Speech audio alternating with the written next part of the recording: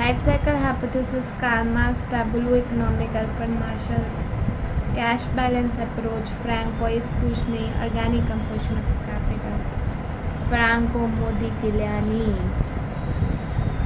जीवन चक्र प्रकल्पना, Karl Marx, tableau economic, Alfred Marshall, नकदी शेष उपागम, फेकने पुणे, पूंजी की जैविक संरचना, F मोदिग्लियानी।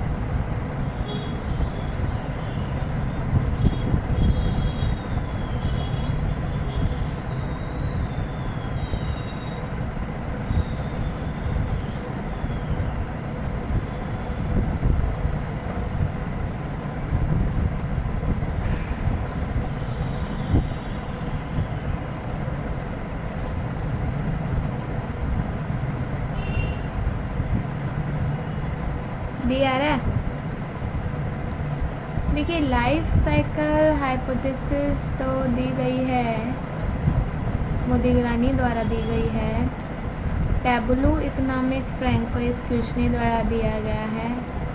Cash balance approach Alfred Marshall और ऑर्गेनिक कंपोजिशन ऑफ कैपिटल आप लोगों का कार्ल मार्क्स द्वारा दिया गया है।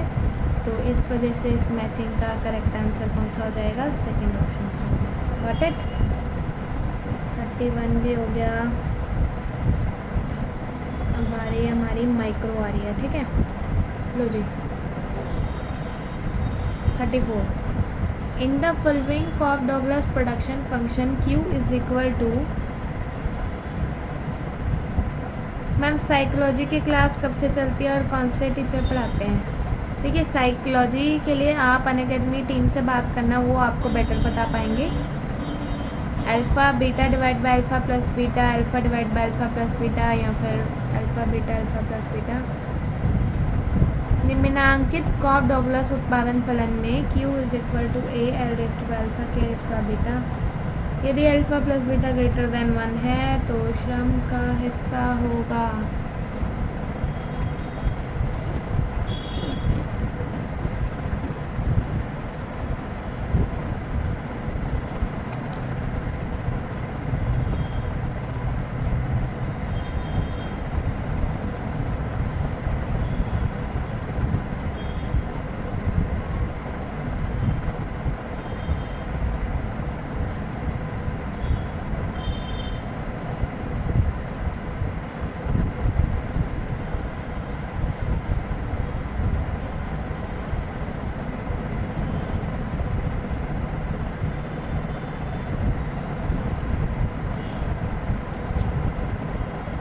देखिए इस चीज़ को समझना बहुत इजी है।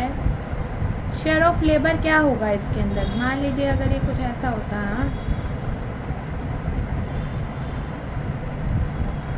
कितना आएगा शेयर ऑफ लेबर?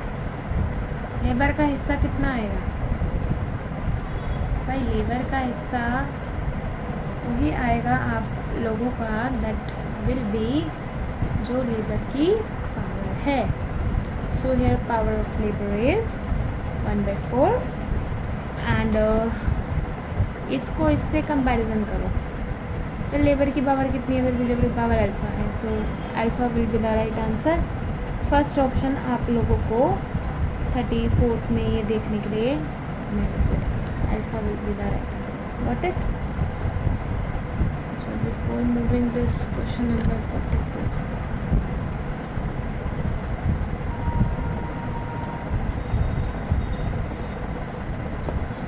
hmm? 44 कहाँ से आ गया मेरी लिस्ट में? थोड़ा आगे पीछे हो गया। ठीक है इसको रहने दीजिए आप। 52। Which of the following measures the degree of monopoly power? Here symbols have their usual meaning. निम्नलिखित में से कौन सा एकाधिकार की मात्रा की माप करता है? नीचे दिए गए संकेताक्षरों के अर्थ सामान्य हैं। कौन से वाला करेगा? लगाओ जरा दिमाग, लगाओ इस चीज़ के ऊपर। कौन से वाला ये चीज़ करने वाला है?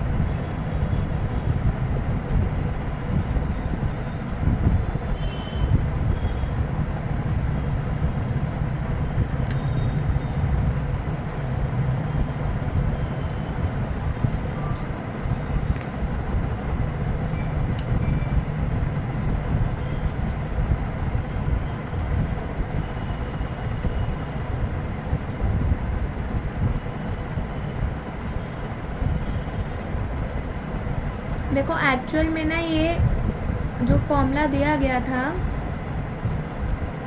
लर्नर द्वारा, लर्नर का होता है ये मोनोपोली इंडेक्स, तो इन्हें इसमें बोला था P माइनस MC अपॉन में P। अब आपको पता है माइक्रो इकोनॉमिक्स में P किसके बराबर है, एवरेज रेवेन्यू के बराबर है, MC किसके बराबर है, MR के बराबर है, एंड दिस इज आल्सो यार। तो ऐसे आप इसे लगाएंगे P माइनस MC अपॉन में P और AR minus MR divide by AR, ये सब एक ही है, ठीक है, कोई डिफरेंस नहीं है तीनों के अंदर, बोथ आर सिमिलर। कहते हैं ना एक ही बात को कहने का अपना एक अलग तरीका होता है, तो वही वाली चीज़ है, बस और कुछ नहीं। Firm will be of optimum size when, एक फर्म ऑप्टिमम साइज की कब होगी,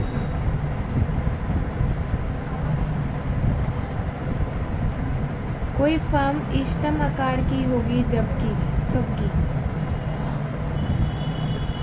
सीमांत लागत न्यूनतम है, औसत लागत न्यूनतम है, सीमांत लागत औसत लागत के बराबर है, फर्म द्वारा अपने उत्पादन को अधिकतम किया जाता है।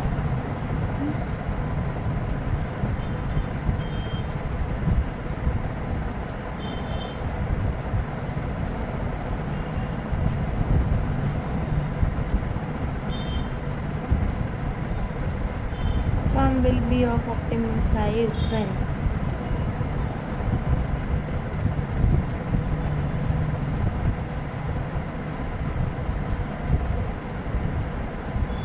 देखिए कोई भी फर्म सबसे बढ़िया कब होती है, जब उसका, हाँ जी, प्रोडक्शन के हिसाब से अगर मैं बात करूं, जब उसकी जो एवरेज कॉस्ट है, हिंदी में बोले हम इसे औसत लागत, औसत लागत सबसे ज़्यादा मिनिमम होती है, ठीक है, सबसे ज़्यादा न्यूनतम होती है ये, so second will be the right option आपका हो जाएगा। 56 if sales tax on a commodity is raised but the revenue earned through its sale decreases sharply, which one of the following statement about the nature of this commodity would be correct?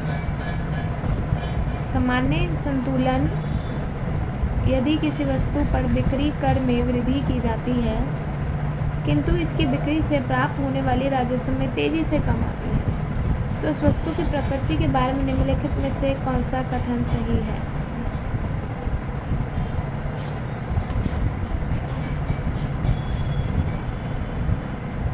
इसके लिए मांग की मूल्य लोच इकाई के बराबर होती है, यह एक आवश्यक होगी वस्तु होगी, इसके लिए मांग की मूल्य लोच उच्च है, इसके लिए मांग की मूल्य लोच निम्न है।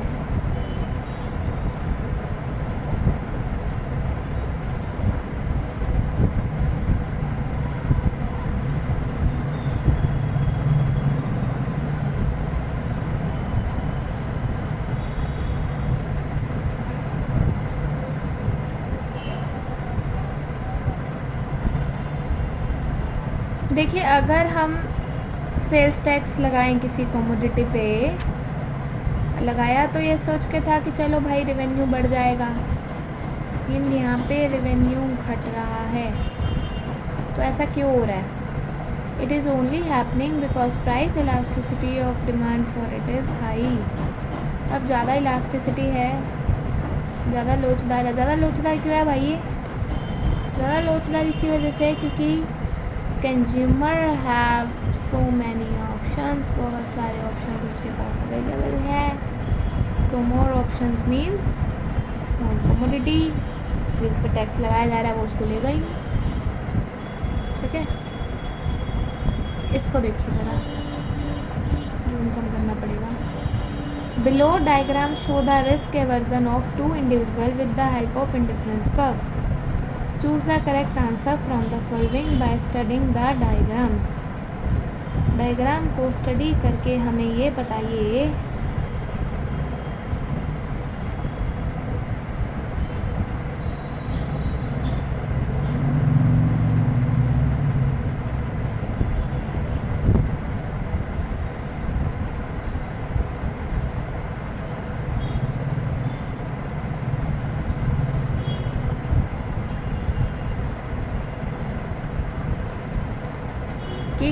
से वाला अधिक जोखिम विमुख है, कौन से वाला कम है, क्या सीन चल रहा है उसके बारे में आप मुझे बताएंगे।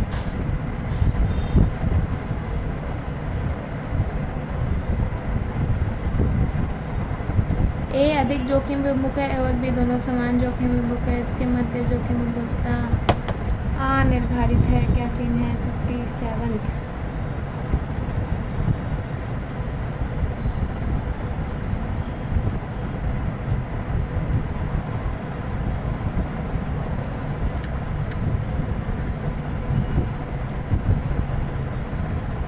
देखो, अगर आप इंडिफरेंस कर्व की तरफ देखेंगे, ए वाला ना स्टैंडर्ड डेविएशन से दूर भाग रहा है, U1 U2 U3, और ये वाला स्टैंडर्ड डेविएशन के पास है, ठीक है। तो इट इज़ नियर बाई, ये बंदा ज़्यादा रिस्क लेने की एबिलिटी रखता है एज़ कंपैरिजन टू हिम, क्योंकि स्टैंडर्ड डेविएशन का सीधा सा रिलेशन है रिस्क के साथ। तो अगर स्टैंडर्ड डेविएशन हाई होगा तो रिस्क भी बच्चे क्या होगा, रिस्क भी हाई हो जाएगा। अगर स्टैंडर्ड डेविएशन लो हुआ तो रिस्क भी क्या हो जाएगा, रिस्क भी आप लोगों का लो हो जाएगा। So here you will see that A is highly risk averse as comparison to B, so that's why first will be the right answer.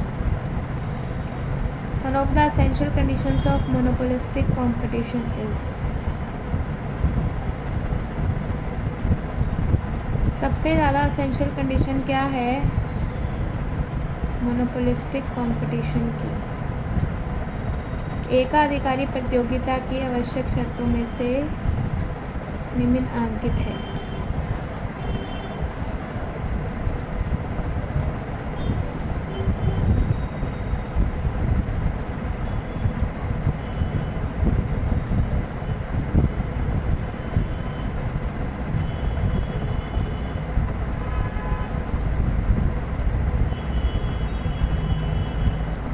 समरूप उत्पाद, उत्पाद विभिन्नता, मूल्य विभेद, अन्य क्रेता किंतु एक ही विक्रेता। देखिए, अभी थोड़ी देर पहले मैंने आपको मोबाइल मार्केट के बारे में बताया भी था, है ना। सब मोबाइल बेच रहे हैं, लेकिन ये क्या दिखाते हैं अपने बारे में, हमारा मोबाइल कुछ अलग है, प्रोडक्ट डिफ्रेंशिएशन है। So B will be the right option, आपको यहाँ पे देखने के लिए मिल जाएगा, ठीक है। Got it. 59 logical extension of Carnot model is,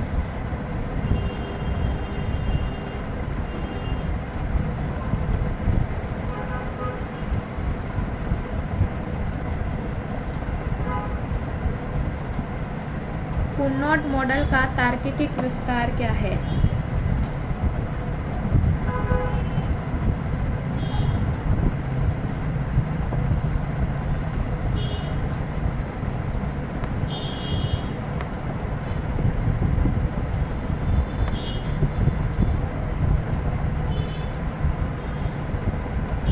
यही आपका आज का लास्ट और बम्पर क्वेश्चन भी रहेगा, 59th वाला। और 10 बजे ऐसे ही आपसे फिर मुलाकात करेंगे, ठीक है।